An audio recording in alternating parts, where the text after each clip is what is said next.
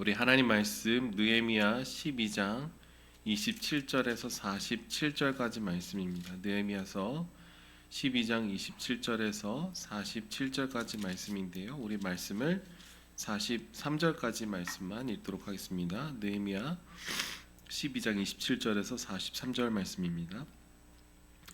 말씀을 교독하도록 하겠습니다.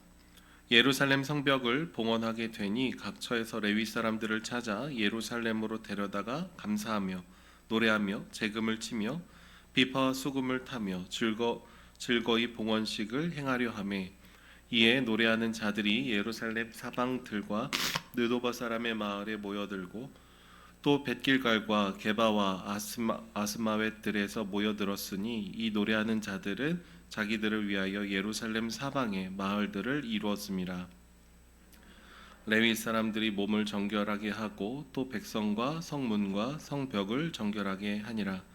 이에 내가 유다 방백들을 성벽 위에 오르게 하고 또 감사 찬송하는 자의 큰 무리를 둘로 나누어 성벽 위로 대오를 지어 가게 하였는데, 한 무리는 오른쪽으로 북문을 향하여 가게 하니 그들의 뒤를 따르는 자는 호세야와 유다 지도자의 절반이요 또 아사랴와 에스라와 무술람과 유다와 베냐민과 스마야와 예레미야이며, 또 제사장들의 자손 몇 사람이 나팔을 잡았으니 요나단의 아들 스마야의 손자 마따냐의 증손 미가야의 현손 삭굴의 오대손 아삽의 육대손 스가랴와 그의 형제들인 스마야와 아사렐과 밀랄레와 길랄레와 마에와 느다넬과 유다와 하나니라.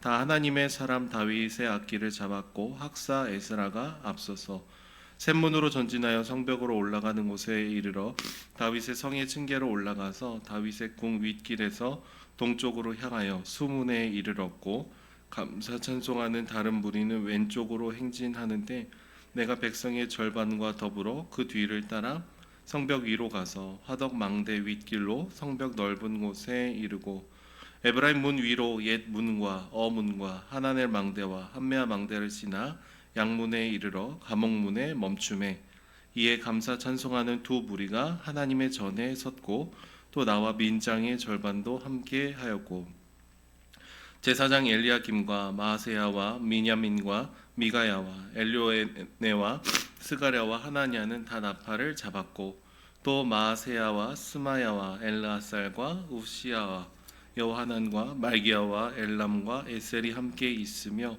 노래하는 자는 크게 찬송하였는데, 그 감독은 예스라히야라.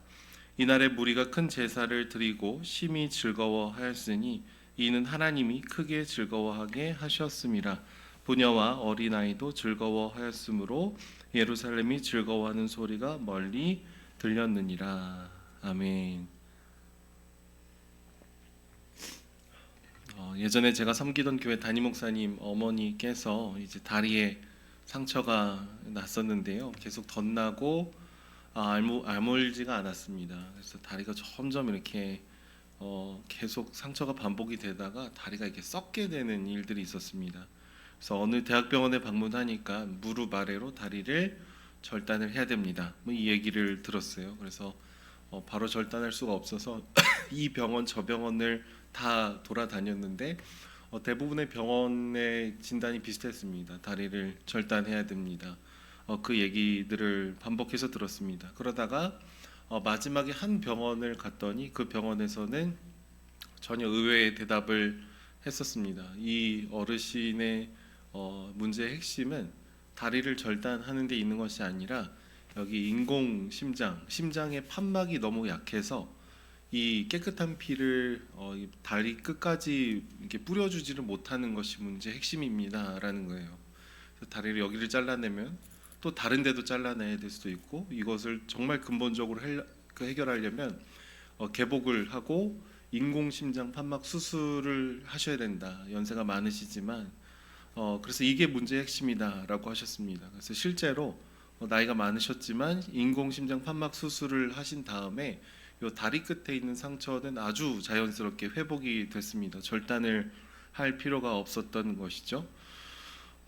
문제의 본질을 먼저 다룰 때 나머지 것들은 자연스럽게 해결되는 것들이 있습니다. 나머지 부분을 해결한다고 해도 이 본질을 해결하지 않으면 문제는 다시 반복이 될 수 있는 것이죠.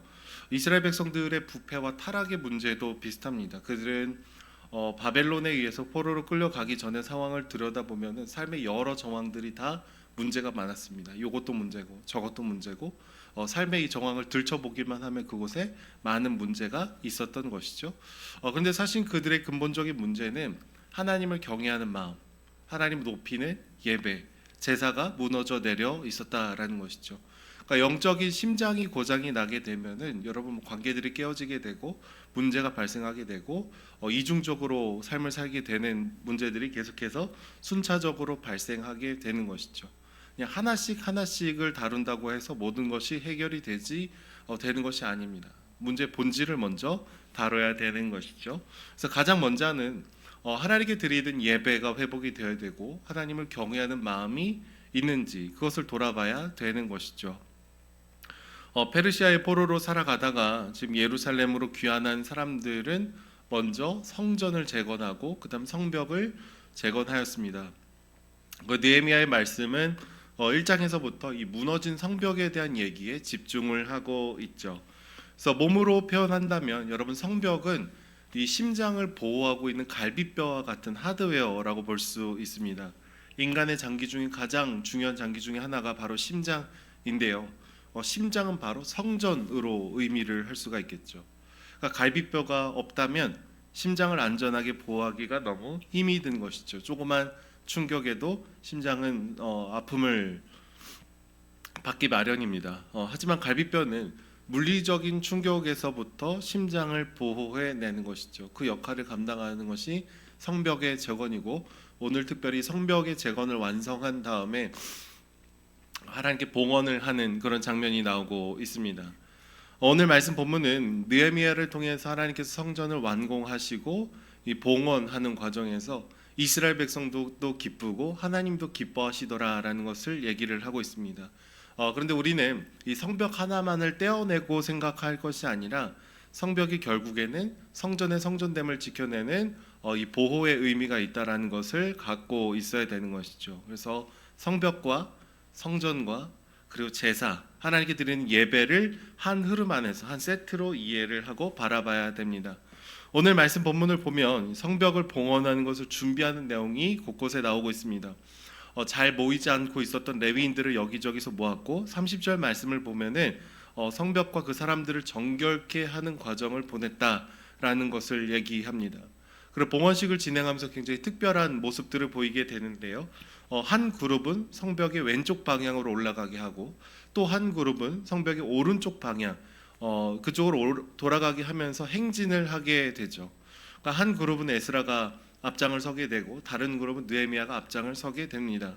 그리고 맨 마지막에 그들이 어디서 만나냐? 성전에서 그들이 만나게 되었다라고 얘기합니다. 여러분 이 흐름은요, 그냥 성벽만 봉헌했다, 우리 이거 완성했다 이게 아니라 성벽이 결국에는 성전의 성전됨을 위한 것이라는 것을 이제 행진을 통해서 지금 보여주고 있는 것입니다.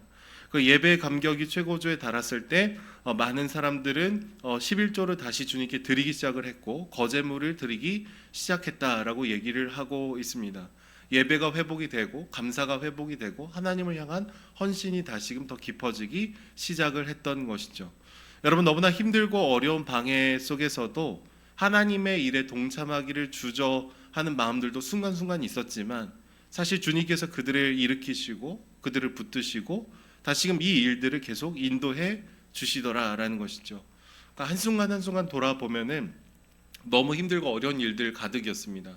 아무런 어려움 없이 성벽을 짠하고 재건했던 것이 아니라 막 방해하는 사람들도 있었고 외부에서만 방해하는 것이 아니라 내 마음도 방해하고 하나님을 위해서 헌신하기 싫어하는 마음들도 당연히 있을 수 있고요. 그냥 이 예루살렘 안으로 들어가서 살고 싶지 않은 마음들도 있을 수 있고요.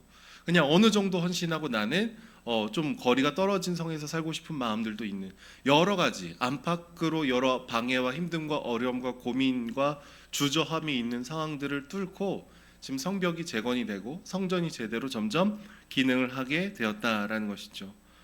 그래서 성전에 있는 제사장, 레위인, 성전 문지기, 예배 공동체가 그 역할을 제대로 감당할 수 있도록 이 재정적인 헌신이 있었고 그들의 몫이 분배가 되기 시작했다라는 것이 오늘 말씀 44절부터 47절까지의 말씀이 있습니다.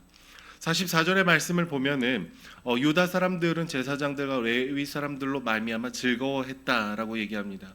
천천히 이 예배의 중심에 서 있는 사람들이 세워지고 있는 것이죠. 그리고 47절 말씀을 보시면은 스룹바벨 때와 느헤미야 때에 그들이 날마다 쓸 목을 주어 레위인들이 성별할 수 있도록 도와주었다라고 얘기하고 있어요. 레위인들은 또 누구의 몫을 내었다라고 얘기할까요? 제사장들을 위한 몫을 돌릴 수 있었다라고 얘기하죠. 최근에 제가 일산에 계신 한 개척교회 목사님 두 분을 만나고 왔습니다. 그래서 두 분을 만나고 왔는데 생계를 위해서 아르바이트를 하고 또 교회의 필요를 채우기 위해서 목사님들이 일을 하면서 목회를 감당하신 두 분과 만나고 왔어요. 이 두 분을 만나서 얘기를 하다 보면은 목회자들은 늘 교회에 이렇게 빚진 마음들이 참 많습니다. 돈을 벌면서 또 사역을 감당하다 보니까 매주 충분하게 내가 이 말씀을 정말 잘 연구하고 준비하고 정말 그 상태에서 우리 성도님들께 말씀을 전하고 있는가, 이 질문을 가지고 섰을 때 늘 죄송한 마음, 더 준비하지 못한 마음, 그런 마음, 죄책감을 갖고 강단위에 설 때가 많다라고 얘기합니다. 물론 일을 하시면서 성도님들이 얼마나 애쓰고 고생하시면서 사는지를 더 깊이 알아가기도 하지만 한편으로는 목회자로서 내가 정말로 집중해야 될 것에 집중하지 못하는 것에 대한 미안함, 그리고 이것이 반복이 되니 여러 정체성에 대한 고민을 하게 되는 것이죠. 그러니까 목회자가 말씀을 깊이 연구하고 목양에 집중할 수 있는 것 자체가 얼마나 큰 은혜이고 감사인지를 날마다 돌아보게 됩니다. 그리고 서로를 위해서 기도하는 시간들을 갖게 되었던 것이죠. 여러분, 황폐했던 예루살렘은 하나님을 향하여서 온 마음을 쏟아갈 수 있도록 그 질서가 아름답게 회복이 되어 가고 있었습니다. 그러니까 자발적으로 헌신하기 시작했고 서로를 기쁨으로 여기기 시작했습니다. 또 하나님께서 우리에게 맡겨주신 그 역할들을 충실하게 나아갈 수 있는 생태계가 점점점 조성이 되어 가고 있었던 것이죠. 그래서 43절 말씀에서는 이런 회복과 기쁨이 하나님이 크게 즐거워하게 하셨다, 하나님이 우리에게 기쁨을 주셨다라고 얘기를 하고 있는 것이죠. 모든 것이 다 주님의 은혜였고 하나씩 우리가 그 중심을 잘 바로 세워가고 있습니다라는 얘기를 하고 있는 겁니다.